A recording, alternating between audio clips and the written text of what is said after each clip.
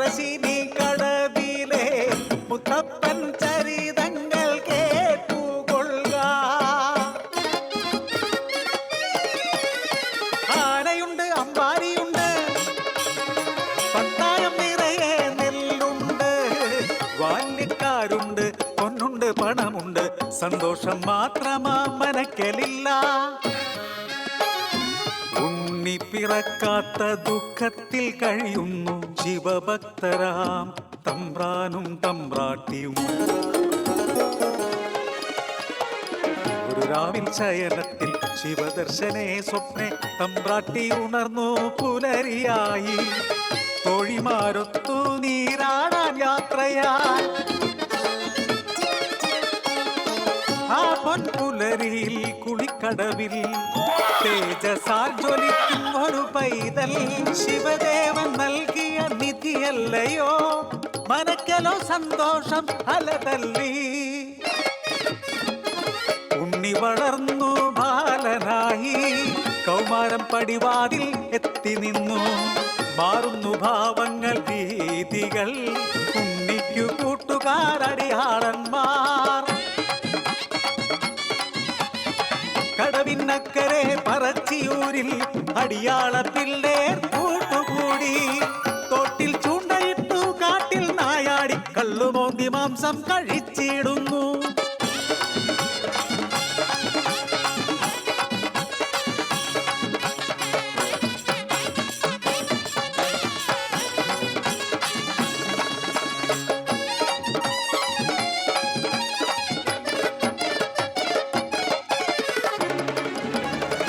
എന്റെ പരദേവതേ, ഇല്ലം മുടിച്ചിടുമല്ലോ.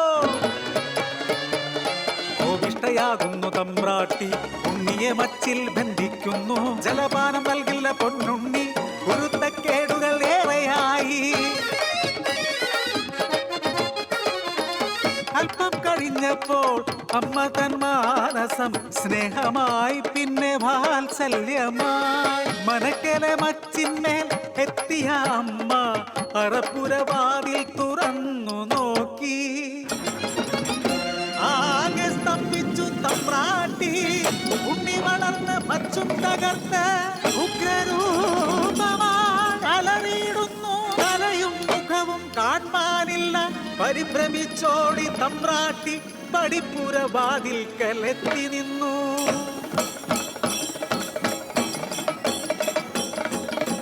മനക്കലെ മച്ചും തകർത്തുണ്ണി വെറും ദൈവമായി മാറി. മനക്കു മുകളിലെ തലയിൽ ജ്വലിക്കും രണ്ടഗ്നിഗോളം.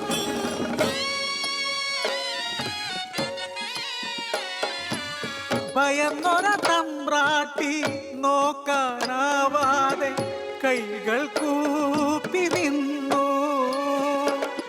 അലറുന്ന ഉണ്ണി അമ്മയോട് ചൊല്ലി, മനുഷ്യനു ജാതിയൊന്നാണ്.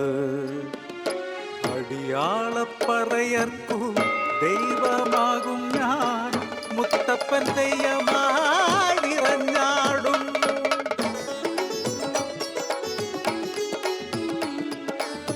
ദൈവമായാലും അമ്മയ്ക്കു നീ ഉണ്ണി, ഈ അഗ്നിഗോളത്താൽ ഉണ്ണി നിൻ മുഖം ഒന്നു കാണാനില്ല.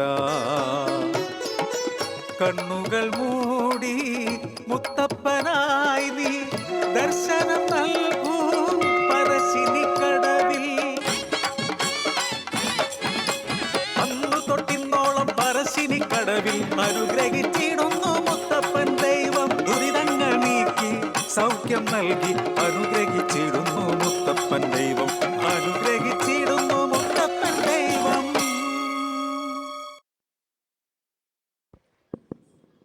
ക്ലസ്റ്റർ 4 പങ്കെടുക്കും.